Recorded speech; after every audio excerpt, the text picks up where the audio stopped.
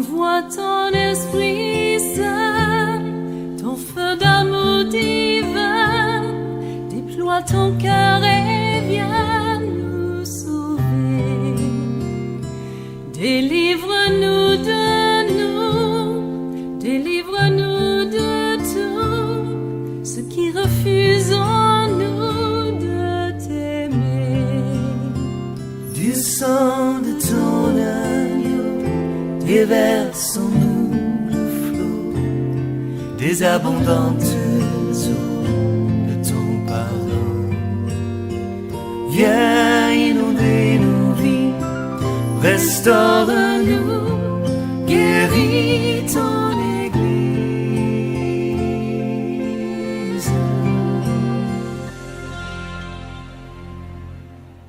Quand nous avions parlé d'Ésaü, pas exactement d'Ésaü, mais un caractère que Ésaü a manifesté. Ce qui a fait que Ésaü va perdre son droit d'aînesse. Alors l'auteur des Hébreux nous informe. L'auteur des Hébreux nous dit que il ne faut pas que parmi nous il y ait des personnes qui vivent ou qui sont comme Ésaü. Il ne faudrait pas qu'il y ait parmi nous ni impudiques, ni profanes comme Ésaü, qui pour un mets, un repas, va vendre son droit d'aînesse. Et nous trouvons ça dans Hébreux, le chapitre 12, verset 16. Alléluia. Hébreux, chapitre 12, le verset 16. Et nous avons dit que souvent nous traduisons la volonté de Dieu, ou bien surtout la souveraineté de Dieu, à travers cet exemple d'Ésaü, qui était le frère aîné de Jacob, tous deux fils d'Isaac. Isaac, le deuxième fils d'Abraham, qui avait pour frère, sinon demi-frère, n'est-ce pas, Ismaël, de qui découlent aujourd'hui les Palestiniens et à travers les Palestiniens, les musulmans. Alléluia. Alors, Ésaü, fils donc d'Isaac, va mépriser sa posture, sa position de droit d'aînesse, va le mépriser, les considérer à cause d'un plaisir momentané, à cause de la nourriture, à cause de la chair, à cause du ventre. Alléluia. Et il faut savoir que le droit d'aînesse est un droit non seulement naturel, mais plus spirituel. Parce qu'au plan spirituel, cela t'accorde, n'est-ce pas, une faveur ou une position spirituelle. C'est donc cette position spirituelle que Ésaü, qui l'avait, l'a vendu à cause d'un repas, à cause d'une nourriture. Alléluia. Et nous avons, par ricochet, soutenu que nous, les Ivoiriens, à cause du plaisir, à cause du bien-être, à cause, n'est-ce pas, de l'argent, des repas, comme Ésaü, nous avons vendu notre droit d'aînesse. De sorte que les choses essentielles qui nous revenaient de droit, au plan spirituel, nous les avons données à d'autres personnes qui, logiquement, n'avaient pas ce droit-là. Et nous avons pris comme exemple, n'est-ce pas, un certain nombre de choses. Un certain nombre de choses. Alléluia. Parmi lesquelles, notre terre. Et nous avons dit que la terre est une faveur. Sinon,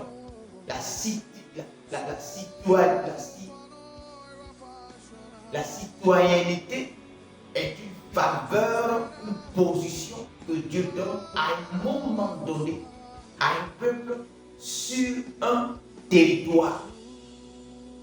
Après ce temps-là, tous ceux qui viennent sur ce territoire sont considérés comme des étrangers. Et cette particularité, tous les peuples au monde l'ont. Dans toutes les nations, il y a, n'est-ce pas, des personnes qui sont du territoire et qui portent le nom lié au territoire. Et c'est un avantage que Dieu accorde à des peuples, mais nous avons bradé, n'est-ce pas, vendu, méprisé cet élément essentiel qui est également spirituel. Et vous verrez, vous constaterez que tous ceux qui ont fait ce péché-là contre Dieu ont subi forcément tôt ou tard les conséquences. Ces personnes-là se sont toujours senties à un moment donné étrangères sur leur propre territoire.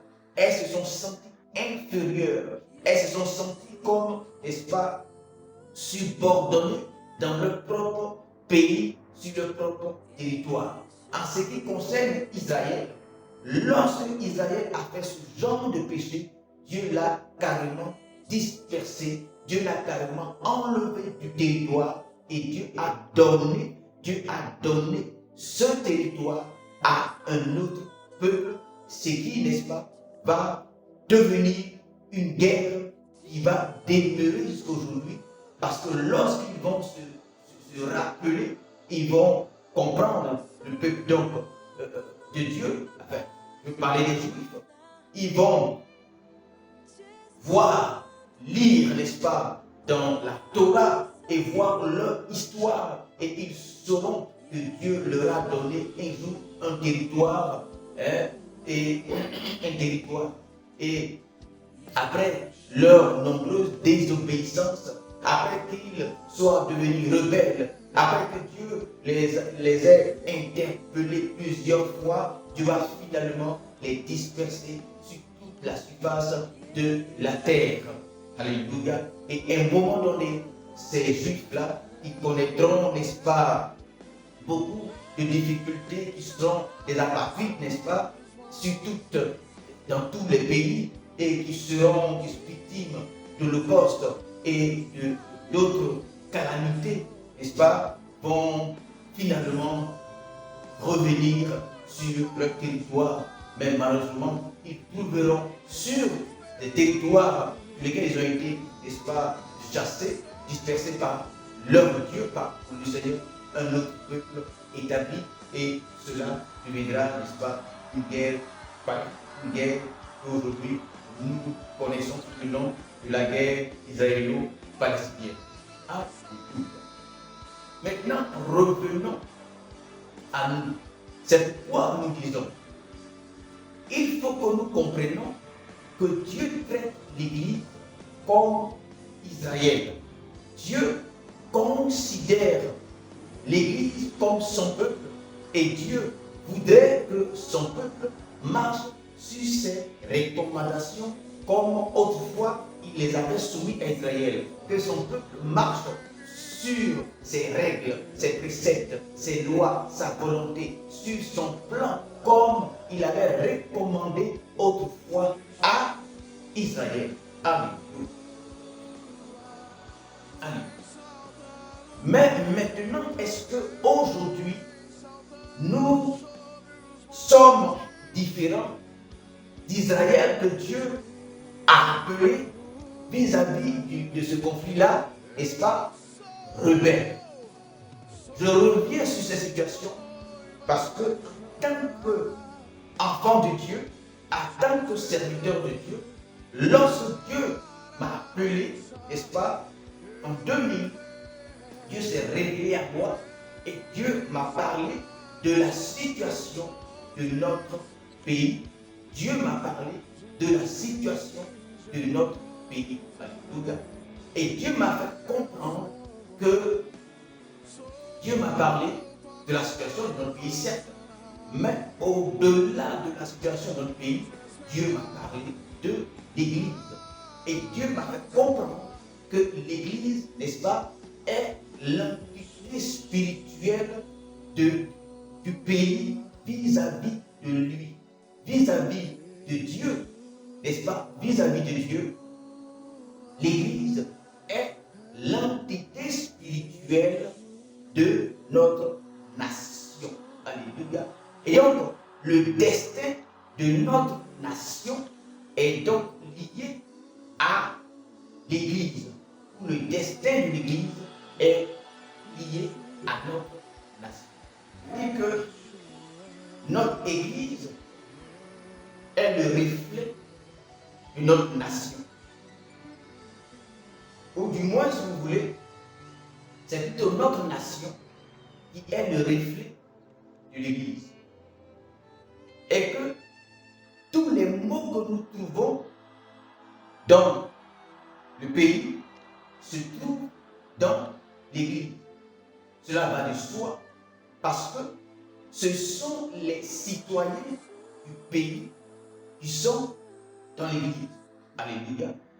Mais seulement, là, le seul problème, c'est que lorsque des citoyens du pays viennent dans l'Église, sinon, lorsque les citoyens du pays décident d'aller dans l'Église et de constituer, de devenir des enfants de Dieu, ils prennent donc une décision de marcher selon les règles que Dieu leur impose. De même que Dieu imposait des règles à Israël, Dieu impose des règles. Dieu impose des règles.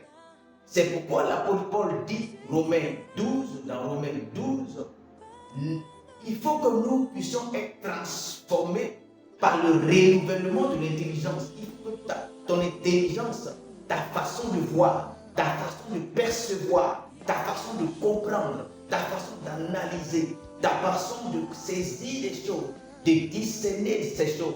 Il faut que nous puissions être transformés par cette façon-là, pour que nous puissions discerner les règles de Dieu, les principes de Dieu, les valeurs de Dieu traduites dans la volonté de Dieu. Et la volonté de Dieu est progressive. Elle est d'abord bonne, ensuite elle est agréable et après elle devient parfaite. Et donc, lorsque nous décidons de quitter le monde afin de venir dans l'Église, avant, nous prenons une décision. Nous prenons une décision. Et la décision est fondamentale. La décision est majeure. La décision est importante. La décision est déterminante. C'est elle-même qui va caractériser notre, n'est-ce pas, vocation, notre appel et notre nouvelle vie. Tu prends la décision de ne plus marcher comme tu marchais autrefois parce que tu veux devenir dans le pays où tu es. Tu décides de devenir citoyen du royaume de Dieu qui est soumis aux règles de Dieu, qui est soumis aux valeurs de Dieu, qui est soumis aux principes de Dieu, qui est soumis, n'est-ce pas, à la constitution de Dieu. Et donc, lorsque tu viens dans l'église, tu es censé marcher différemment d'autrefois. Et à un moment donné, Dieu s'assoit et Dieu te regarde et Dieu dit, depuis que tu as pris la décision de quitter dans le territoire du monde et puis de venir dans l'église, nous devons faire un bilan.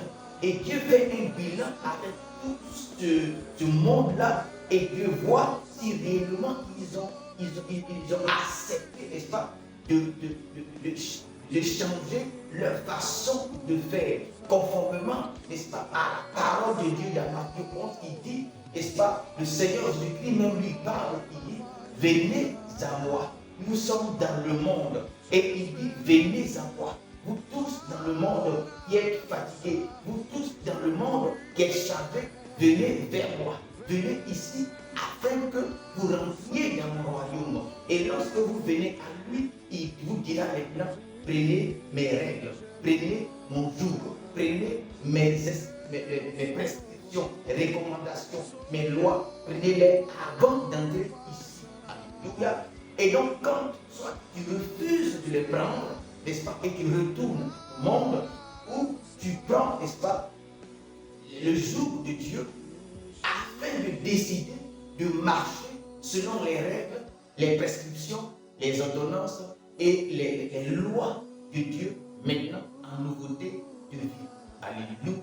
Et donc, nous ne venons pas seulement à Jésus pour aller au paradis dans le royaume de Dieu. Lorsque nous venons à Jésus, nous venons, n'est-ce pas, et nous prenons son joug qui sont ses lois afin de devenir citoyens du royaume de Dieu, selon qu'il a dit dans Jean 1, verset 12, 16, à ceux qui l'ont reçu, il a donné le pouvoir, de devenir un pouvoir, une puissance, une onction, afin de devenir ici, de l'autre côté, des enfants de Dieu, marchant dans les règles, dans les principes, dans les valeurs, selon la constitution, n'est-ce pas, qui régit le nouveau royaume de Dieu dans lequel ils sont. Ce n'est pas une question de communauté, ce n'est pas une question d'église, en guillemets, petit groupe, mais c'est une question d'un monde nouveau dans lequel nous rentrons avec des règles nouvelles, des perspectives, n'est-ce pas, nouvelles, avec des paradigmes, n'est-ce pas, nouveaux. Alléluia. Voici donc ce à quoi nous nous engageons lorsque nous voulons devenir serviteurs de Dieu, lorsque nous voulons devenir, n'est-ce pas, enfants de Jésus-Christ de Nazareth.